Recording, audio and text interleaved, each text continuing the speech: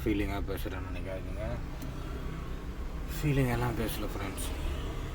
என்ன நடந்துச்சுன்னா, நேற்று ஜிம்முக்கு போய் தப்பாக எக்ஸசைஸ் பண்ணி அங்கங்கே கை காலெல்லாம் உடம்பெல்லாம் ஆச்சி போட்ட மாதிரி ஆயிடுச்சு. நைட்டெல்லாம் தூக்கம் இல்லை, இந்த கையை தூக்கவே முடியல ஃப்ரெண்ட்ஸ். ஆனால் அதுக்கு ரிசல்ட் பார்த்தீங்களா, எப்படி உக்காந்துருக்கு பார்த்தீங்களா? ஐயோ, இந்த ஒரே ஒரு அழகு கோசம் என்ன வேணாலும் பண்ணலாம் போலது. இன்னும் நல்லா ஒர்க் அவுட் பண்ணோன்னா கல் மாதிரி ஆகிடும் பொழுது உடம்பு. இந்த கையை தூக்கவே முடியல கைஸ், ரொம்ப வலிக்குது. இந்த கையாவது பரவாயில்ல, சுத்தமாக வலி தெரில, லைட்டாக தான் இருக்குது. ஆனால் இது ஸ்டியரிங் வலிக்கவும் முடியல, சட்டை கட்டவும் முடியல. தப்பாக பண்ணக்கூடாது, ஓகேங்களா? ஃபஸ்ட்டு நம்ம ஜிம்மில் தண்டால் அடிக்கணும், ஓகேங்களா? கீழே பார்த்துட்டு அதுக்கப்புறம் மேலே பூச்சிட்டு நம்ம எப்படி சொல்கிறது, ஒரு கம்பி ராடு மாதிரி இருக்கும், அதை பூச்சி நம்ம தொங்கணும், ஓகேங்களா? நம்மளோட வெயிட்டை அந்த கம்பியில் தொங்க முடியுமா, அப்படியே தூக்கி தொங்க முடியுமான்னு பார்க்கணும். அது நான் பண்ணல, ஸ்ட்ரைட்டாக போய் ஒர்க் அவுட்டில் இறங்கினா இப்படி தான் நடக்கும்ன்றது தெரியாத போச்சு. அதுக்கப்புறம் நம்ம ஒரு நீட்டாக ஒரு கம்பி மாதிரி வரும், அந்த கம்பியை பூச்சி மேலேருந்து கீழே முதுகுக்கு பேக்குக்கு பூச்சி இழுக்கணும். இழுத்தால் தான் நம்ம உடம்பு கண்ட்ரோலாக உட்காரும். இதெல்லாம் தெரியாத நான், யாருமே கைடு பண்ணாத நான் ஒரு பக்கம் செஞ்சு என்னால் கை தூக்க முடியாத போச்சே கைஸ். இந்த சம்பவம் மட்டும் நடக்காத பார்த்துக்குங்க, ஓகேங்களா? ஜிம் ட்ரைனர் இல்லைன்னா ரொம்ப கஷ்டம். அதாவது 3000 ரூபா கொடுத்து இல்லை 1500 கொடுத்து போகிற இடத்துல ஜிம் ட்ரைனர் இருப்பாங்க. நான் கொடுத்து போகிற இடத்துல ஜிம் ட்ரைனரே இல்லை கைஸ்.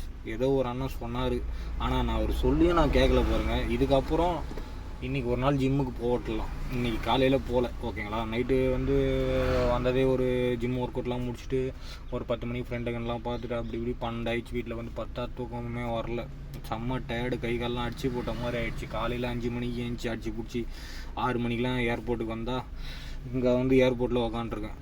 11 மணிக்கு 11:30 மணிக்கு பிக்கப், ஓகேங்களா? அதை பிக்கப் பண்ணி நம்ம திரும்பி வேலூர் போயிட்டு திரும்பி ஈவினிங் தான் ஒர்க் அவுட் ஒழுங்காக பண்ணலான்னுக்கிறேன். இதுக்கப்புறம் என்ன பண்ண போகிறேன் ப்ராப்பராக, ஓகேங்களா? இதுக்கப்புறம் 4 வேளை ரைஸ் சாப்பிட்லான்னுக்கிறேன். நான் வெஜிடேரியன் நோ, ஓகேங்களா? எண்ணெய் பொருள் நோ, ஓகேங்களா? பூரி, தோசை, இட்லி, பொங்கல் எல்லாத்தையும் கட் பண்ணுறேங்க, ஓகே? நானும் கட் பண்ணிடுறேன். 4 வேளை சாதம், ஓகேங்களா? சுகர் வந்துடும்னு பார்க்காதீங்க, ஏன்னா பயுது, ஓகேங்களா? முடிஞ்ச அளவுக்கு காலையில். அப்புறம் சாதமே சாப்பிடுங்க 4 வேளையுமே. அதுக்கப்புறம் பார்த்தீங்கன்னா, ஏன்னா நேற்று ஒரு மாஸ்டர் வீடியோ பார்த்தேன், அவர் நல்லா சூப்பராக சொல்கிறாரு. அந்த வீடியோ பார்த்ததுலேருந்து தான் எனக்கு ஒரு கான்ஃபிடென்ட்டே வந்துச்சு. இதுக்கப்புறம் அவர் வீடியோ பார்த்து நம்ம வேறு லெவல் ட்ரெண்டாக வரும், ஓகேங்களா? அவர் பேர் மறந்துட்டேங்க ஐஸ், திருநெல்வேலி ஏதோ ஒரு ஊர், ஓகேங்களா?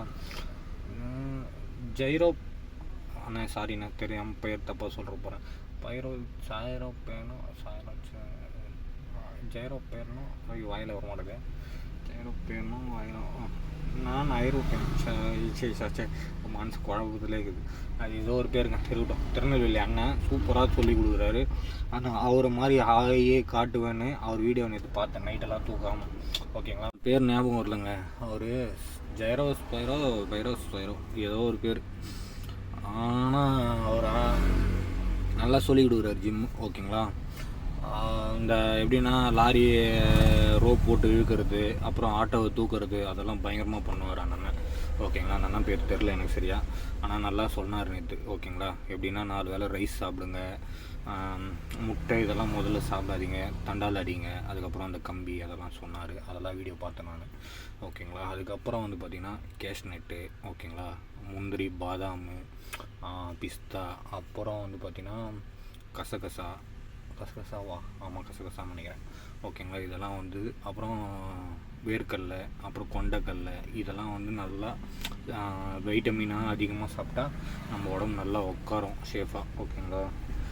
அதிகமாக இந்த ஆயில் ஐட்டம்லாம் சாப்பிடக்கூடாது. சுகர் வந்துடும் பார்க்காதீங்க. 4 வேளை ரைஸ் சாப்பிட்டிங்கன்னா சுகர் வரும் தான் கம்பல்சரி. ஏன்னா நம்ம 4 வேளையுமே ரைஸ் சாப்பிட்டோம்னா சுகர் வரும். ஆனால் நம்ம தான் ஒர்க் அவுட் பண்ண போகிறோம் ஜிம்மில் போய், வெறித்தனமாக ஒர்க் அவுட் பண்ணால் தான் நம்ம உடம்பு உட்காந்துச்சுன்னா அதுக்கப்புறம் நம்ம அதுக்கப்புறம் கஷ்டப்படணும்னு அவசியம் இல்லை. அதுக்கப்புறம் சும்மா 1 ஹவர் டெய்லி, ஒரு 1 ஹவர் 2 ஹவர், ஓகேங்களா? நம்ம டைம் கிடைக்கும்போது போய் இது பண்ணிக்கலாம், செஞ்சுக்கலாம், ஓகேங்களா? அது வரலும் இந்த பீஸா, பர்கரு, சாண்ட்விச் ஐட்டம்லாம் அதிகமாக சாப்பிடாதீங்க. எண்ணெய் பொருள் முதல்ல தவிருங்க. அதே மாதிரி juice, tea, coffee, no. Sugar ஐட்டமே எடுத்துக்கூடாது நம்ம ஜிம்முக்கு போனால் கம்பல்சரி. ஆனால் ரைஸ் ஐட்டம் எடுத்துக்கலாம், ஓகேங்களா. ரைஸ் ஐட்டத்தில் வைட்டமின் இருக்குது. சுகர் ஐட்டம் எடுத்துக்கூடாது. முட்டைலாம் சாப்பிட்லாம், அதுக்கப்புறம் சாப்பிட்டுக்கலாம். கொஞ்சம் கொஞ்சமாக ஃபஸ்ட்டு தானே, இது தானே ஸ்டார்டிங். நம்மளுக்கு சொல்லி கொடுக்க நல்லா ஆள் இருந்தால் பிரச்சனை இல்லைங்க, சூப்பராக வேறு லெவலில் ஆகிக்கலாம். என் தம்பிலாம் எடுத்துங்க 103 கிலோன்னா இப்போ பார்த்தா 73 கிலோ வரான். அப்போ அவங்க ஜிம் மாஸ்டர் நல்லா சொல்லி கொடுத்தனால தான் அவங்க உடம்பு குறைச்சிருக்கான். நம்மளுக்குலாம் எங்கே யார் சொல்லிக் கொடுப்பா? 600 ரூபாய்க்குலாம் எங்கே சொல்லிக் கொடுக்க போகிறாங்க?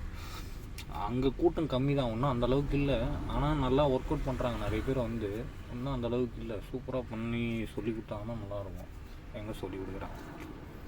கண்டிப்பாக கற்றுக்குன்னு வேறு லெவலில் நம்ம ட்ரெண்ட் ஆகிறோம். என் ஃப்ரெண்டு வரேன்னு நிற்கிறான். அவன் வந்து ஆல்ரெடி நல்லா ஒர்க் அவுட் பண்ணுவேன். அவன் தான் சொல்லி கொடுக்குறேன்னு சொல்லிக்கிறான். அவன் வந்தானா ரொம்ப சந்தோஷமாக இருக்கும்.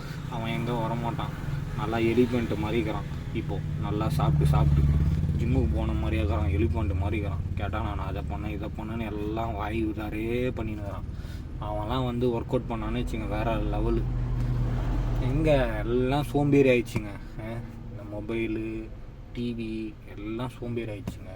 சாப்பிட்றது, வேலைக்கு வர்றது, தூங்குறது, சாப்பிட்றது, வேலைக்கு வர்றது, தூங்குறது கூட இப்போ சரியாக கிடையாது. மொபைலு டிவி இப்படியே போகுது வாழ்க்கை. எதையும் நோக்கி போகுது, அது பாட்டுன்னு போகுது. அதனால தான் யாருமே ஒர்க் அவுட் பண்ண போக மாட்றாங்க. சோம்பேறி ஆயிடுச்சு உடம்பு, ஓகேங்களா. அதனால தான் இதில் டைம் பாஸ் பண்ணக்கூடாதுன்னு தான் அதுக்கு போயிட்டேன் நான், ஓகேங்களா. முடிஞ்ச அளவுக்கு நல்லா வெயிட்டாக ஒரு கப்பு வாங்கி காட்டணும். பிகிலே கஷ்டப்பட்டு உடம்பு ஏற்றி ஒரு கப்பு வாங்கி காட்டணும். இதுக்கப்புறம் வேறு லெவலில் ஒர்க் அவுட் பண்ணணும். அதுக்கு மெயின் வந்து பார்த்திங்கன்னா நம்ம டயட்டில் இருக்கணும். டயட்டில் இருந்தால் தான் எல்லாமே நடக்கும். நம்ம டயட்டில் இல்லைன்னா ஒன்றுமே நடக்காது. மெயின் ரீசன் நீங்கள் எவ்வளோக்கு ஒர்க் அவுட் பண்ணி சாப்பாட கண்ட்ரோலாக இருக்கீங்களோ அதுக்கேற்ற மாதிரி உங்களுக்கு உடம்பு ஷேஃபாக உட்காரும். அதே மாதிரி நல்லா ஒர்க் அவுட் பண்ணோன்னே பசி எடுக்கும், ஓகேங்களா. அப்போது அதிகமாக சாப்பிடாமல் லிமிட்டாக சாப்பிட்ணும். அப்போ அதிகமாக சாப்பிட்டிங்கன்னா உடம்பு உங்களுக்கு ஷேப் உட்காராது. இன்னும் அதிகமாக கொழுப்பாயிடும், ஓகேங்களா. நீங்கள் வேலை செய்கிற ஜிம்முக்கு ஒன்றும் கொழுப்பு. ஆனால் உண்மையாங்க சின்ன வயசில் மம்டி பிடிச்சது அப்போ தான் ஊற்றும் வேர்வை தொப்போன்னு. ஆனால் இப்போ போய் ஜிம்மில் சும்மா ஒரு 10 நிமிஷம் செஞ்சாலே தொப்போன்னு ஊற்றுது. அப்போ உடம்புல இருக்கிற கொழுப்பு